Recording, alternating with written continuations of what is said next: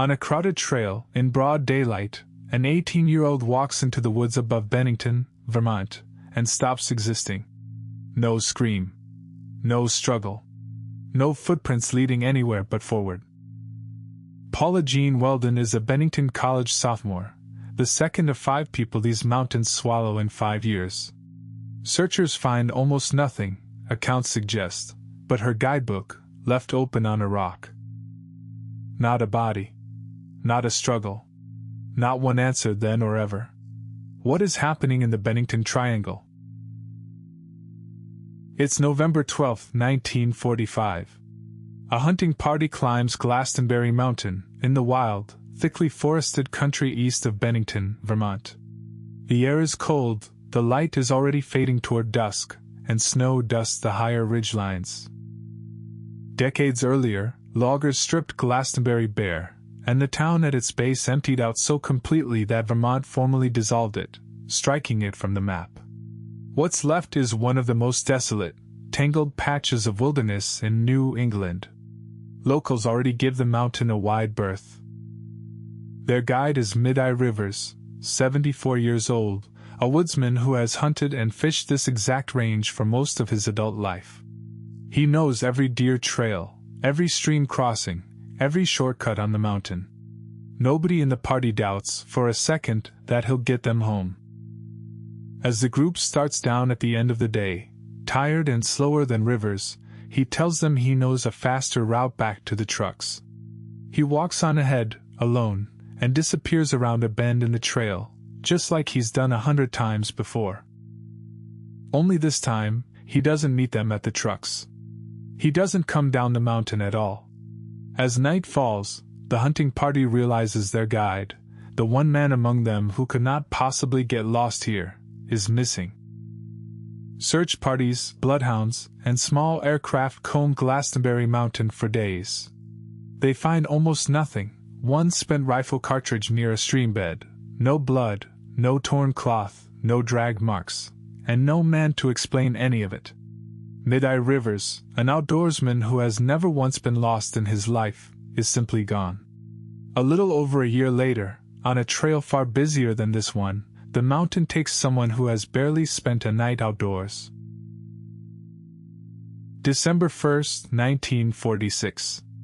Paula Jean Weldon is 18 years old, a sophomore at Bennington College, and by most accounts a serious, independent young woman.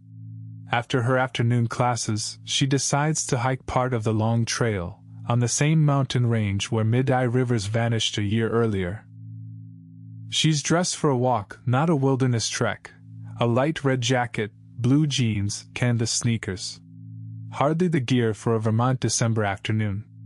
An older couple passes her on the trail and later tells searchers she looked perfectly fine, moving with purpose, in no apparent distress. A motorist gives her a short lift toward the trailhead and lets her out along the road. That ride is the last confirmed sighting of Paula Weldon, alive, by anyone. No one sees her walk into the tree line. No one sees her walk back out. Back on campus, her friends describe a young woman who loved to paint, who kept to a careful routine, who wasn't the type to disappear without a word. Her father drives up from New Jersey and spends weeks searching the mountain himself, refusing to go home. By nightfall, she hasn't returned to her dormitory. Within days, her disappearance becomes one of the largest manhunts in Vermont's history. Hundreds of volunteers join state police, forestry crews, and the FBI on the mountain. A reward goes up. Newspapers as far as New York run her photograph on the front page. Even self-described psychics call the investigation with visions of where she's buried. They find nothing. No shoe. No scrap of red jacket. No footprints stopping short in soft ground. Some accounts describe searchers finding only her book, left open on a rock along the trail, as though she set it down meaning to pick it right back up. The public outcry is so intense that Vermont creates its first statewide police force in direct response to her case. But Paula Weldon herself is never found. Exactly 3 years later, to the day, the Bennington Triangle repeats itself, almost to the hour. December 1st, 1949. Exactly 3 years to the day since Paula Weldon disappeared. James Tedford, 68 years old, a decorated Army veteran freshly returned from visiting family, boards a bus in St. Albans, Vermont, bound for home in Bennington. The bus is crowded. Passengers see him sitting quietly in his seat for most of the ride. At every scheduled stop, the driver checks his passenger manifest against who's aboard, and Tedford is accounted for, again and again, present, present, present. Then, on the last short stretch of road into Bennington, something changes. The bus pulls into the station and slows to a stop. Other passengers stand, gather their coats, step off into the cold. Tedford's seat is empty. His suitcase is still sitting in the overhead rack, untouched. Accounts describe a bus timetable left open on the seat cushion where he'd been sitting just minutes before. A grown man vanishes from a moving vehicle, packed with witnesses, somewhere between one stop and the next, and not one person sees him go. Police interview every other passenger and the driver. Nobody remembers a stop between St. Albans and Bennington where he could have slipped off unnoticed. Nobody even remembers him standing up at all. No trace of James Tedford is ever found, not on the roadside, not in the woods nearby, not anywhere. In less than a year, the same stretch of Vermont takes a child. And 16 days after that, it takes one more.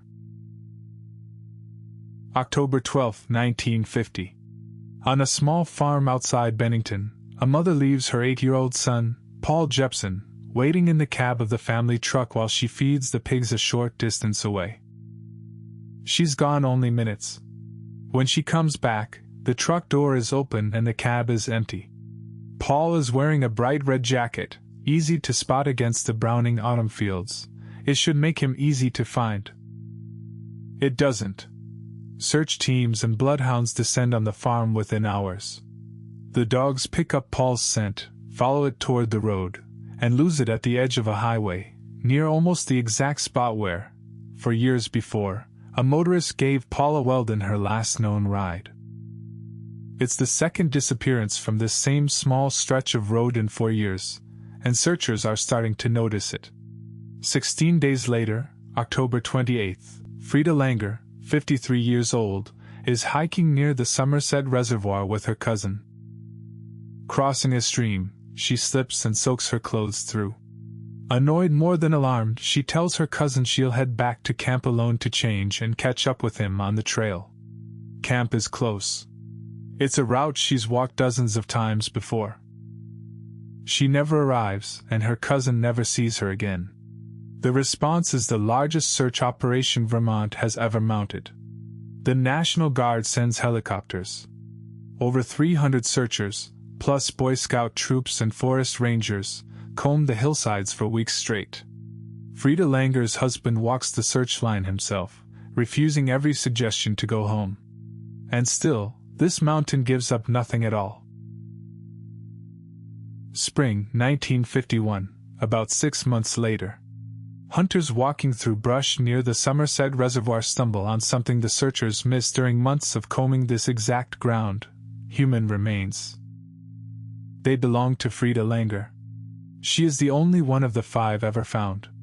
And she's found in a spot state police, forest rangers, and National Guard troops had already searched, more than once. Her remains are too decomposed to determine a cause of death. That single, incomplete answer only deepens the mystery around the other 4. How does a search this large, this thorough, miss a body for 6 months in ground it had already walked? And if the mountain eventually gave one person back, why has it never given up Middie Rivers, Paula Weldon, James Tedford, or 8-year-old Paul Jepson? Theories pile up for decades afterward. A serial predator, working this same stretch of road and trail. Forgotten sinkholes and mineshafts from the area's old logging days. Regional folklore about a stretch of woods that has swallowed travelers going back generations. Or the simplest and least satisfying explanation: 5 unconnected accidents, in unforgiving terrain, in an era before cell phones or rescue helicopters. The label Bennington Triangle doesn't even exist yet in 1950. It's coined decades later, in the 1990s, by Vermont folklorist Joseph Citro, borrowing the ominous shorthand of the Bermuda Triangle for this cluster of cases. No arrest is ever made in any of the 5 cases. No official cause is ever declared. To this day, 4 of the 5 case files sit open in Vermont's records, essentially untouched since 1950. Locals still call this stretch of woods the Bennington Triangle, half joking, half not.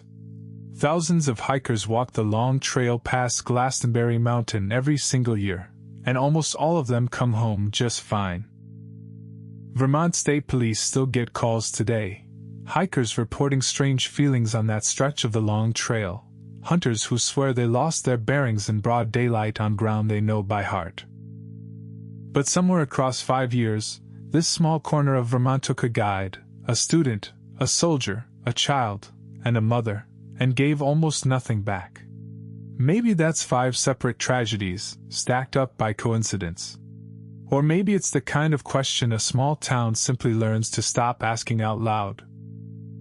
This has been case file number 022. The file is closed. But the next case file is already open. Subscribe, so you don't miss it.